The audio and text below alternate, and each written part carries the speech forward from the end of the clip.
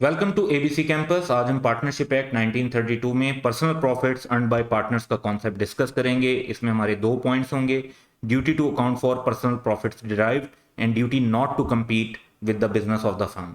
इसमें कॉन्सेप्ट ये है कि अगर कोई पर्सनल सीक्रेट प्रॉफिट एक पार्टनर अर्न करता है तो वो उसको देना पड़ेगा। नॉर्मल रूल ये है कि अपने फर्म को देना पड़ेगा। इसी तरह अगर वो फर्म के बिजनेस के साथ कोई कंपीटिंग बिजनेस एक्टिविटी करता है तो उसका प्रॉफिट भी उसे फर्म को देना पड़ेगा, अनलेस कि बाकी पार्टनर्स की कॉन्सेंट उसे इस सिलसिले में हासिल हो। उनकी इजाज़त से अगर कोई काम किया हो तो वो प्रॉफिट वो रख सकता है, लेकिन अगर उनकी इजाज़त के बगैर ऐसा कोई प्रॉफिट उसने अर्न किया तो वो उनको वापस करना पड़ेगा।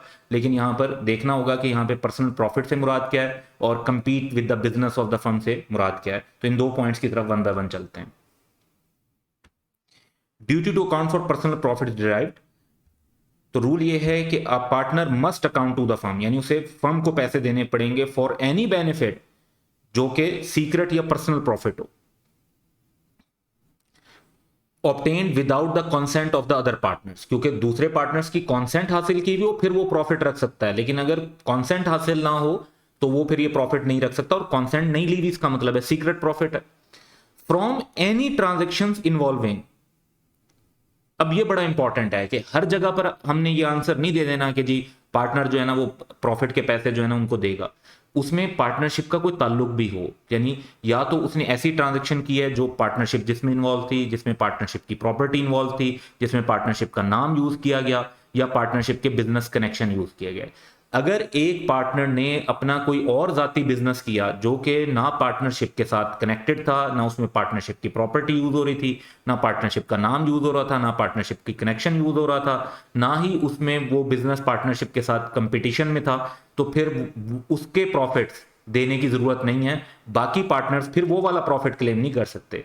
सिर्फ वो प्रॉफिट क्लेम कर सकते हैं जो उनकी कॉन्सेंट के बगैर हो और उसके अंदर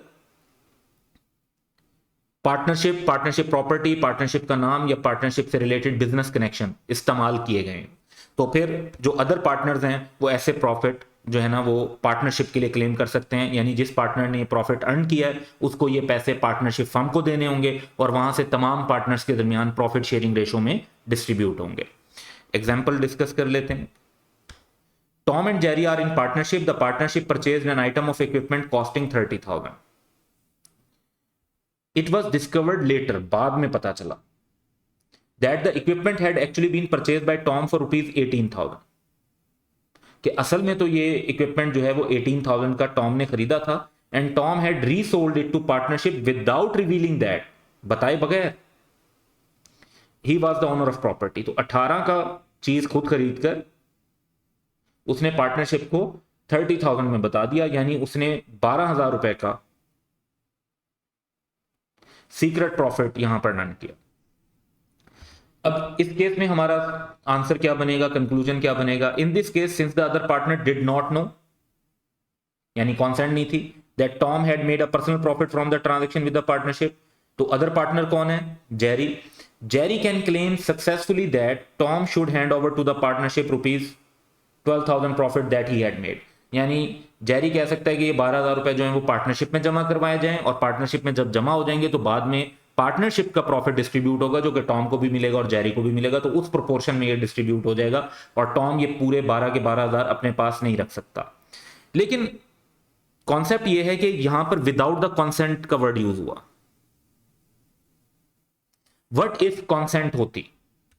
if Tom had informed Jerry in advance that he was the owner of equipment and intended to keep the profit himself, and if Jerry agreed to this, कि ना सिर्फ ये कि उसने जेरी को इन्फॉर्म किया बल्कि जेरी ने इस बात से एग्री भी किया कि हाँ ठीक है तुम वो प्रॉफिट अपने पास रख लेना, then Tom would have been able to keep, फिर वो ये प्रॉफिट रख सकता था और फिर उसको ये प्रॉफिट फर्म को देने की जरूरत ना होती।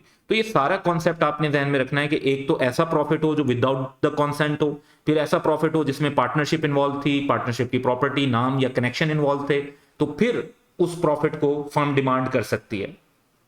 कॉन्सेंट दे दी हो तब भी डिमांड नहीं कर सकते, और अगर पार्टनरशिप को इन्वॉल्व किए बगैर कोई पर्सनल ट्रांजेक्शन पे प्रॉफिट अर्न किया तो वो भी फर्म डिमांड नहीं कर सकती। नेक्स्ट पॉइंट देखते हैं, duty not to compete with the business of the firm. तो ड्यूटी ये है कि if a partner competes in business with the partnership without the consent, of the other partners, he is liable to count to the partnership for all the profits that he earns from the competing business. तो अगर एक partner दूसरे partners की रजामंदी के बगैर कोई competing business करता है और बाद में पता चलता है कि उसने वो कंपीटिंग बिजनेस किया हुआ था और उसमें उसने प्रॉफिट अर्न किए हैं, तो उसको वो प्रॉफिट्स पार्टनरशिप फर्म को देने पड़ेंगे और वहां से वो तमाम पार्टनर्स में प्रॉफिट शेयरिंग रेशो के अंदर डिस्ट्रीब्यूट होंगे. Azam, Babar, Yasir and Zahid are in partnership. ये एक सिनेरियो हम देख रहे हैं. Without informing the other partners, यानी कॉन्सेंट तो हासिल बिल्कुल नहीं की, जब बताया ही नहीं तो कॉन्सेंट कैसे हासिल की होगी. Zahid sets up a soul trader business in competition with the partnership, यानी वही वाला बिजनेस जो पार्टनरशिप फर्म करती है वही वाला बिजनेस उसने कंपटीशन में किया.